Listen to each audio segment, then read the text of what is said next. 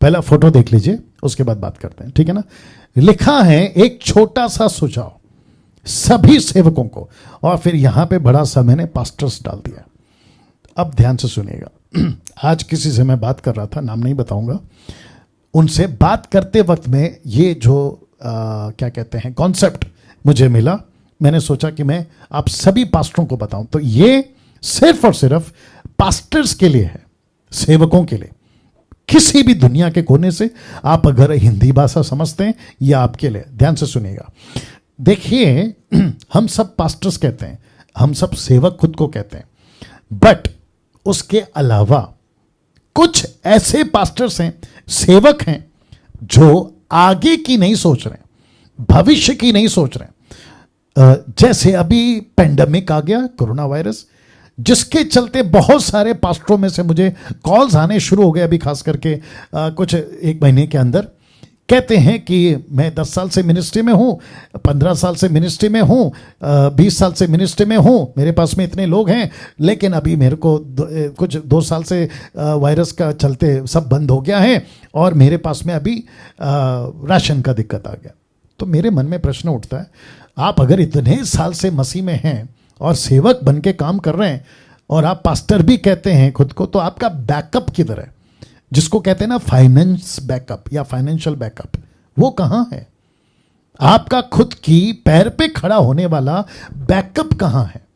मैं आपको बताता हूं क्यों। आपके बच्चे होंगे, 1 2 3 5, मुझे नहीं मालूम, आपके बच्चे होंगे, उन बच्चों को आप क्या फ्यूचर देने वाले हो?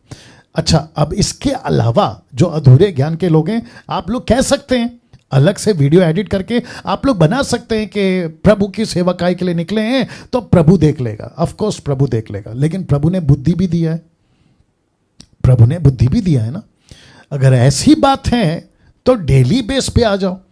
आप घर भी मत बनाओ, बैंक बैलेंस मत करो, राशन आप जो है 1 महीने का घर पे अपनी पत्नी को बोलो, या फिर जो भी आपके लोग हैं उनको बोलो मत भरो, क्योंकि हम डेली बेस पे चलेंगे, सुपर नेचुरल तरीके से राशन आ जाएगा, सुपर नेचुरल तरीके से सब कुछ आएगा। कुक मत करो, मतलब खाना मत बनाओ। ऐसा कर सकते हैं? इसको कहेंगे मूर्खता। तो समझदारी क्या है? जैसे आप कल का सोचते हो ना, राशन का सोचते हो, बना जमा करके रखेंगे, आप खाना बना के रखते हो कि रात को खाना खाएंगे, वैसे ही आपको आपका फ्यूचर का बैकअप रखना है। अब उसके चलते मैं आपको बताता हूं, इसलिए लिखा है सुझाव। ये सुझाव ये है, या बहुत ध्यान से सुनना। आज दूध का पैकेट, शायद अगर मैं गलत नहीं हूं, 50 या 55 या 60 रुपए लीटर है दूध का पैकेट। यही दूध का पैकेट आज 1 लीटर, आज से ठीक 5 साल बाद, 10 साल बाद 200-500 रुपया हो गया। तो जिसको आज तुम खरीद रहे हो, पेट्रोल की बात कर देते हैं, आज पेट्रोल तो बिल्कुल 100 रुपया पार हो गया। जब आपके बच्चों तक पहुंचेगा तब पेट्रोल 1000 रुपये लीटर होगा। तब क्या करोगे? तो क्या वो बैकअप है?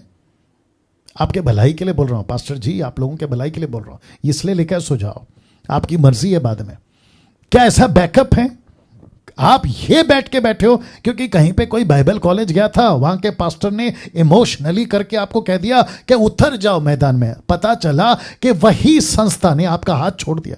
ऐसे कितने कॉल हैं कि वो पास्टर ने कहा था कि हम संभालेंगे, लेकिन अभी जब जैसे ही वायरस आया तो सबने हाथ छोड़ दिया, बोला हमारे पास अभी पैसे नहीं है, आपको सपोर्ट नहीं कर सकते, जिसके चलते आपका अभी टोटल 0 पे आ गए। और आपके कॉल्स आते हैं, मुझे मालूम है, और आपको भी पता है, इससे आप लोग झूठ नहीं बोल सकते।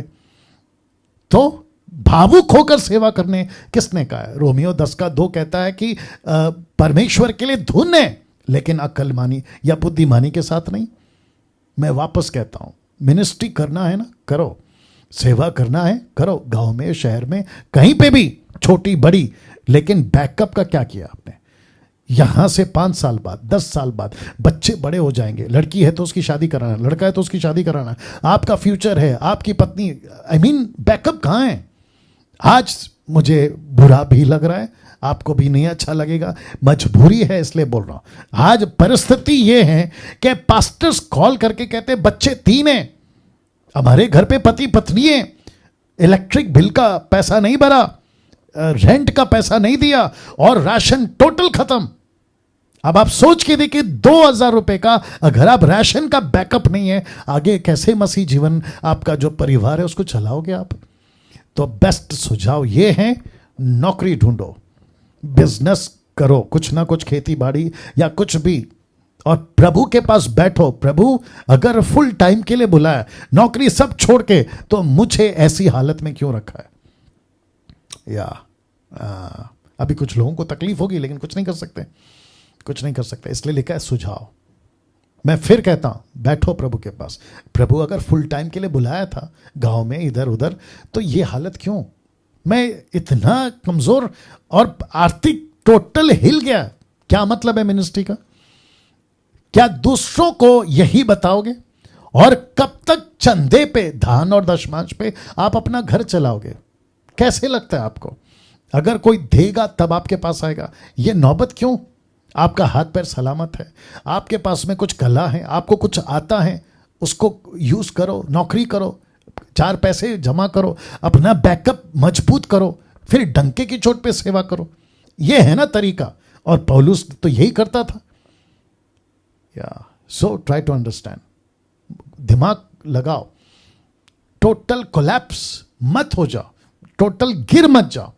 तो पास्टरों के लिए, सेवकों के लिए ये सुझाव है। वापस कहता हूं, ये सुझाव है, बाकी आपकी मर्जी, बाकी आपकी मर्जी। तो